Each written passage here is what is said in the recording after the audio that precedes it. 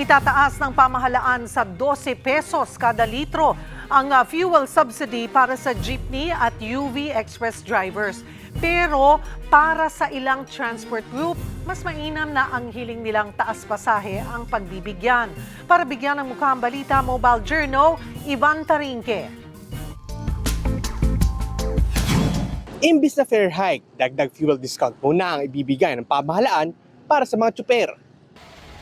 Mula sa 10 piso kada litro noong Abril, itataas sa 12 pesos ang fuel discount para sa mga jeepney at UV Express. Sisimulan yan sa August 15, kaya kada linggo, aabot sa 1,800 pesos ang matitipid ng mga namamasada. Mahigit 93,000 tsuper ang inaasahang makikinabang sa mas mataas na subsidiya. Ayon sa Malacanang, layunin nitong maibsan ang epekto ng mataas na presyo ng langis na dulot ng kaguluhan sa gitnang silangan. Malugod namang tinanggap ng mga transport group ang dagdag na subsidiya.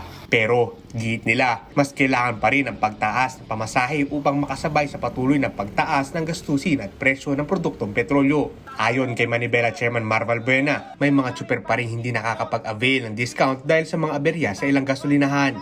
Mas gusto namin na meron talagang fare increase kasi yung fuel subsidy, walang katiyakan ito eh. Walang katiyakan sa mga gasolinahan kung available ba o kung naka-online ba. Nauna nang sinabi ng LTFRB na maaaring iulat agad sa kanila kung ganyan ang siste.